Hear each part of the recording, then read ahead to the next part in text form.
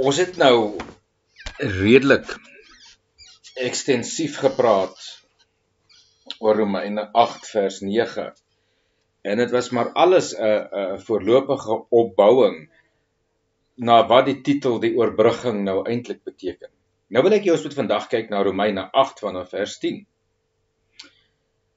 Ek lees 1933 vertaling. Maar as Christus in julle is, dan is die liggaam dood vanweë die sonde, maar die gees is lewe vanweë die geregtigheid. En as die gees van hom wat Jesus uit die dode opgewek het in julle woon, dan sal hy wat Christus uit die dode opgewek het ook julle sterflike liggame lewendig maak deur sy gees wat in julle woon. Ek het gou vir 'n oomblik hierso stop. Ek wil so graag aangaan, maar partykeer dan stop ek op 'n ding, dan moet ek oor dit praat. En dis hoekom partykeer 'n reeks is veronderstel om een preek te wees, dan word dit sommer 6. Want soos ek lees, so begin die Here al hoe meer dinge aan my openbaar. Maar nou sê hy, en as die gees van hom, dis die Vader, wat Jesus uit die dode opgewek het. Nou hier wil ek ietsie baie duidelik stel.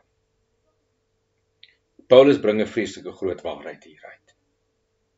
Dat die oorspronklike lewensbron van Christus en die lewe wat in Christus was en is en altyd sal wees, was die lewe wat in hom ingekom het toe God hom uit homself gegenereer het. Die Bybel is baie duidelik daarop in Hebreërs. Hy sê, want wie het hy genoem as 'n seun nadat hy Christus uit homself gegenereer het? Jy moet sien wat die Bybel hier sê, is dat jy 'n Christus in jou het, wat nie Jesus van Nasaret is nie. Jy het 'n Christus in jou, wat vanuit God se eie lewe gegenereer was. Dit beteken hy het Christus uit homself as God, uit sy Godlewe voortgebring, sodat hierdie Christus kon word die offerlam van die wêreld. En ek wil dit graag vir julle lees in Openbaring 13 vers 8.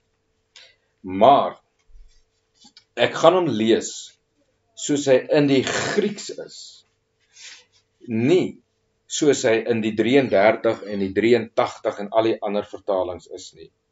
En al die bewoners van die aarde sal hom aanbid, iedereen wie se name nie geskryf is in die boek van die lewe van die lam, wat geslag is sedert die grondlegging van die aarde nie. Nou die Calviniste het hierdie vers verander dat jy wat voor die grondlegging van die aarde uitverkies is in die boek van die lewe van die lam, dis wat hulle sê, jy is voor die grondlegging van die aarde uitgekies en geskryf in die boek van die lewe volgens die predestinasie en reprobasie teorie, daai valse lering, wat hulle dan sê in die Calvynse weergawe van hierdie vers is, dat die Here het besluit, okay, ek gaan vir jou red, en vir jou naam gaan ek opskryf in die boek van die lewe, maar andersin gaan ek nie opskryf nie, en dan vir jou naam wat opgeskryf is in die boek van die lewe, het Christus geword die slagofferlam. Maar as jy in die Grieks lees, dan sê die Grieks, dat Jesus, wat gekruisig was voor die grondlegging van die aarde, in sy en uitgekies is, Jesus, wat uitgekies is voor die grondlegging van die aarde, om as slagofferlam vir almal te wees, en as julle hom aanbid, dan word julle naam in die boek van die lewe geskryf. Nie andersom, dat nou word ons geskryf in die naam, in die boek van die lewe van die lam, en nou gaan ons hom aanbid nie, nee, maar ons aanbid hom, wat ons gered het as slagofferlam, en dit het veroorsaak dat ons naam in die boek van die lewe geskryf is. So luister, kom ek lees nou weer hierdie vers, soos ek kom uit die Grieks uitvertaal het. En al die bewoners van die aarde sal hom aanbid, dis die valse profeet. een wie se name nie geskryf is in die boek van die lewe, van die lam wat geslag is sedert die grondlegging van die aarde. Hy sê nie, jy is in die boek geplaas voor die grondlegging van die aarde. Hy sê, Christus is uitverkies as slagoffer voor die grondlegging van die aarde, en daarom is jou naam in sy boek ingeskryf, hy wat die offerlam was. Nou wat Paulus hier sê, as die gees van hom wat Jesus uit die dode opgewek het. Nou praat die Vader hiervan, die gees van hom wat Jesus opgewek het. En die belangrike ding wat hier gebeur, is toe Jesus gesterf het op die kruis. Toe sê hy, Vader, in u hande gee ek my gees. Hoor jy? In u hande gee ek my gees. Wat maak dit so fenomenaal? Want binne die geeslewe van God is daar nie dood nie. Op die kruis vertrou Christus sy oorspronklike gegenereerde lewe wat hy vanuit die Vader gekry het, die God lewe wat sy lewe was en wat hy sy lewe gemaak het, die gee hy oor in God se hand vir bewaring, sodat hy as 'n suiwer, sondelose slagoffer kon sterf. En nadat hy sy gees oorgegee het in God se hande, toe blaas hy, toe sê die Bybel, toe gee hy sy gees op. Met ander woorde, hy het sy godheid vir bewaring in God geplaas en gesê, nou word ek as offerlam gekruisig. Nou word ek suiwer, 'n sondige offerlam, en almal wat in my geplaas is, sterf saam met my. Almal vanaf die grondlegging van die aarde tot en met daai tyd en vir die toekoms was in Christus geplaas. En hy gee sy gees in God se hande oor, want hy het gesê dat hy gaan weer opstaan. En 3 dae later, toe sê die Vader, Jesus, hier is jou gees terug, nou staan jy op. En daar staan hy op. Dit is die geeslewe wat in die kind van die Here is. Dis nie die Jesus van Nasaret lewe nie. Dis nie die Jesus van Nasaret paradigma nie. Dis nie die Jesus van Nasaret narratief nie. Dis Christus, die lewende God, wat sy Godgees teruggekry het, teruggeneem het en opgestaan het uit die dood uit as die lewende God en opgevaar het hemel toe as die lewende God. Hy was altyd God gewees. Nou jy weet, daar is 2 Griekse woorde. In Filippense sê en hy het hom ontledig van alles wat hy was, kenosis, kenosis, hy het hom leeg gemaak. Maar hier op die kruis maak hy hom leeg. Kyk jy, hy het dit nie roof geag om gelyk aan God beskou te word nie. Maar hy het gehoorsaam geword tot die kruis en daar doen hy 'n tweede kenosis. In die eerste plek kom hy uit die heerlikheid van God uit en hy word mens sodat hy kan offerlam word. Daar met ander woorde, hy ontklee hom van sy godheid as lewende God sonder 'n liggaam. En hy neem 'n liggaam aan om die offerlam te word. Maar op die kruis doen hy 'n tweede kenosis. Hy gee sy gees oor aan die Vader om dit weer terug te neem 3 dae later. Dit is vreeslik complicated, maar is eenvoudig.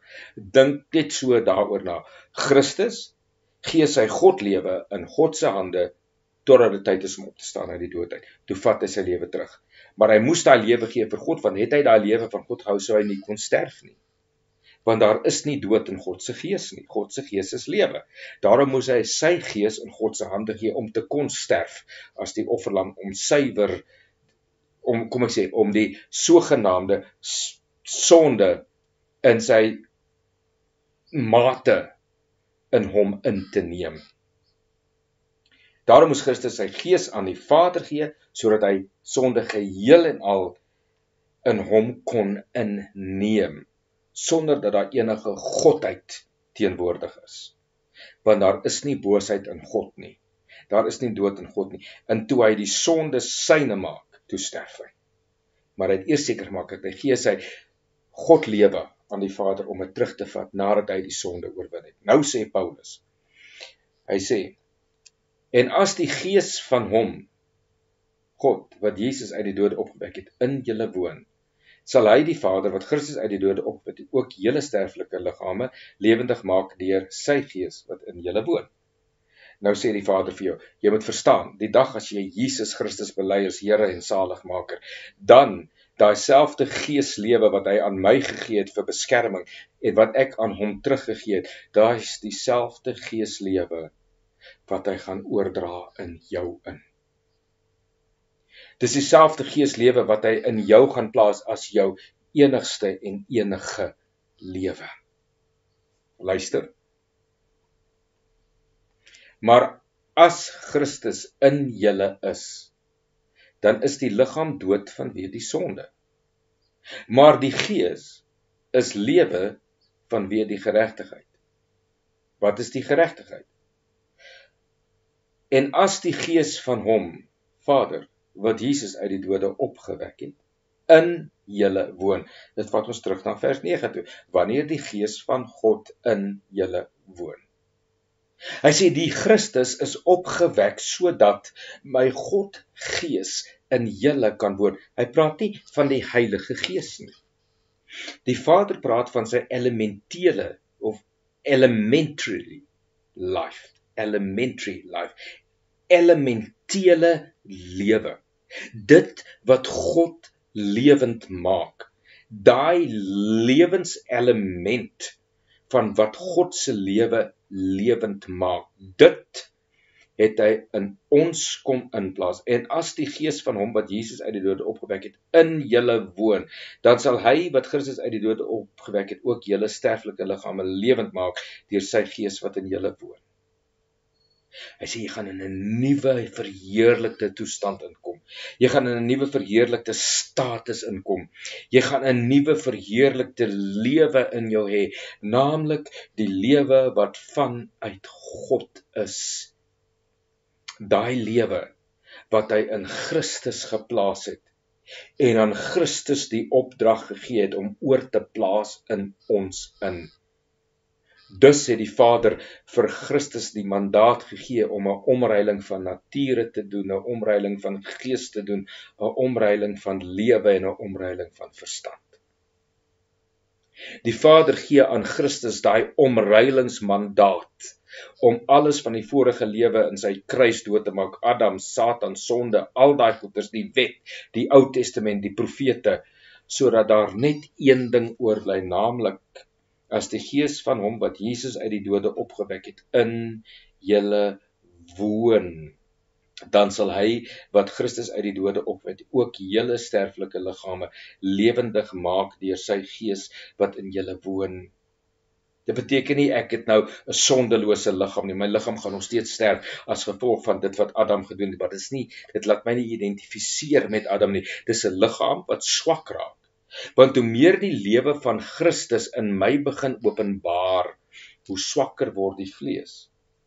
Want hoe langer jy in die wet en in die werk en Marite en die profete en in Matteus, Markus en Lukas is en Handelinge is en Jakobus en Openbaring en daai tipe goeders, hoe meer dood raak jy vir God, dan gaan jy nader aan 'n geestelike dood sterf sonder die bewustheid dat Christus lewe in my. Dan gaan jy selfsmatig 'n geestelike dood sterf en jy gaan uit God se genade uit verval en jy gaan in werke en Marite en wet inkom en daar is niks stigtiging daarin nie, daar's niks lewe daarin nie, daar's geen doelgerigtheid daarin nie. Hy sê maar as hierdie Christus wat uit die dode opgewek is deur die Vader, as hy wat Christus uit die dode opgewek het, as hy in julle is, dan gaan hierdie Vader wat in Christus is, wat Christus gegenereer het, gaan hy julle ook genereer met sy lewe, sy heilige lewe, sy goddelike lewe. Dit gaan in jou wees. Dit gaan dominant in jou wees. Dit gaan dormant in jou wees. Dit gaan daar wees. Dit gaan nie net dormant in jou wees, dit gaan aktief in jou wees. Dit gaan funksioneel in jou wees. Dit gaan letterlik in jou wees. Dit gaan aktueel in jou wees. Dit gaan materialiserend in jou wees, realiserend in jou wees, gemanifesteerd in jou. Want hy sê, en as die gees van hom wat Jesus uit die dode opgewek het, in julle woon. Wat sê die Vader? Hy sê, laat my net toe, om met my lewe in julle te kom woon. Want as ek met my lewe in julle kan woon, dan kan Christus meer funksioneel raak, want dan werk hy net vir God en God werk net in Christus. Dit klink nou miskien kontradiktêr, maar dis nie eintlik wat ek probeer sê nie. Ek sê die Vader sê, laat my toe om by julle te kom inwoon. Hou op om hierdie distansie wat tussen ons en God is uit te buit.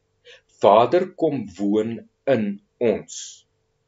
Hy bring Christus in ons, dat Christus in ons kan lewe, en die Vader bring sy Heilige Gees in ons, dat die Vader, Seun en Heilige Gees, die goddelike Triniteit, in 'n eenheid met ons kan wees, onherroepelik en onombeerlik en ononderbreekbaar een met ons kan wees.